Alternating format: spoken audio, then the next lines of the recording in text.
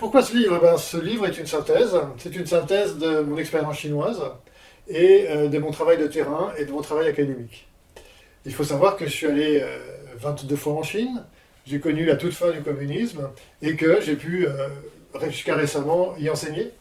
Et donc c'est le résultat de ce que j'ai vécu, en face à face avec la civilisation chinoise, la culture chinoise, face à face avec les Chinois, et avec le but de mettre tout ça dans l'analyse du récit politique chinois, qui est le titre de ce livre, et qui va chercher à regarder quel est le contenu, quelle histoire, en fait, la Chine cherche à raconter au monde et à l'Europe. Il y a 3 chapitres qui chacun reflètent d'une réalité. La première réalité, c'est ce qu'on appelle le soft power, donc la capacité d'attraction d'un pays par sa culture et ses valeurs et sa politique étrangère. Et je l'analyse à travers des index, des articles de presse pour voir quelle est l'efficacité du soft power chinois, en le comparant à celui de l'Europe. Donc c'est un cas qui illustre la Chine versus l'Europe. Le deuxième cas, il est sur une zone géographique fort intéressante pour nous, Européens, qui est les Balkans. Les 6 pays des Balkans, eh bien, c'est une zone de rencontre entre l'Union européenne et ses programmes de développement et les nouvelles routes de la soie, le programme de développement de la Chine. Et j'ai choisi, à travers une analyse des journaux et des discours, de voir quelles histoires ces deux entités racontent, et principalement l'histoire chinoise. Et le troisième cas, c'est un travail de terrain, d'observation minutieuse de ce que l'on voit, de ce que chacun peut voir à Bruxelles, dans les réunions, les forums, les think tanks, les conférences, les instituts. J'observe, je vois, je regarde et je décris ce que j'ai pu voir. Alors, on voit bien sur cette couverture un panda. Plusieurs personnes m'ont demandé pourquoi ce panda. Eh bien tout simplement parce que lors d'une réception, il y avait sur un verre un panda en peluche, ou une peluche en panda, comme vous voulez. Et ce panda, je pouvais l'emporter. Je l'ai encore chez moi. Et ce panda, il raconte le panda dans les eaux. Il raconte le panda gentil qui mange du bambou. Il raconte l'histoire que la Chine veut nous dire, à savoir la gentillesse d'une culture incarnée par son panda. Alors, oui et non, c'est toujours difficile. Pourquoi? Parce que la communication d'un État, c'est l'image que chacun de nous avons dans notre tête. Comment elle se construit, cette image? C'est très compliqué. Mais au moins, on peut aligner des chiffres, des études, des sondages.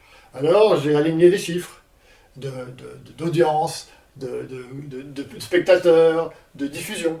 Et puis, j'ai aussi été voir les sondages. Et c'est ça qui est intéressant, c'est que depuis 2 ans, 1 an et demi, 2 ans, le récit chinois a certaines difficultés à atteindre non pas seulement l'Europe, mais aussi d'autres pays dans le monde. Et là, j'ai envie de vous citer qu'en début de cette année, 2021, un sondage qui montre que la majorité des États européens ont développé une peur de la Chine.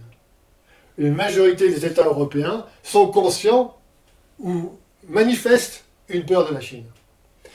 Alors on pourrait se dire c'est juste l'Union européenne avec des gens, nous avons la chance d'être bien éduqués, nous avons la chance d'avoir des structures qui fonctionnent, des États qui fonctionnent.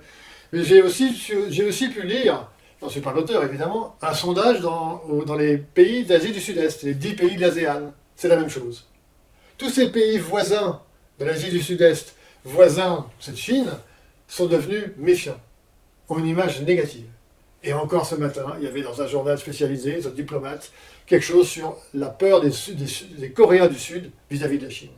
Alors, pour répondre à votre question, eh bien, c'est ça qui peut nous indiquer à nous, chercheurs, mais aussi à nous, publics, qui peut nous indiquer qu'il y a bien une perception de la Chine qui est, franchement, sinon négative, du moins très très peu favorable, alors que malgré tous les milliards et tous les moyens qu'elle met, que je n'ai pas le temps de développer, l'image devrait être très positive. C'est une bonne question, parce qu'on pourrait penser que c'est un livre d'universitaire, uniquement pour les étudiants de 3e cycle, pour faire un master en relations internationales, ou en communication politique, pour étudier la communication politique de la base des récits. Je l'ai pensé comme un essai, je l'ai écrit comme un essai, et je l'ai vécu comme un essai, c'est-à-dire quelque chose qui est un livre de passage, qui permet aux gens de se construire une image.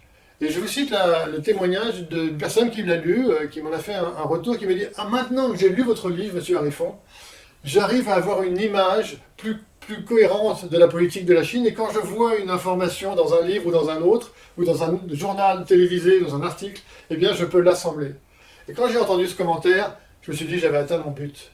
C'est un but de permettre aux gens de compléter les pièces du puzzle, tout en sentant que c'est du vécu.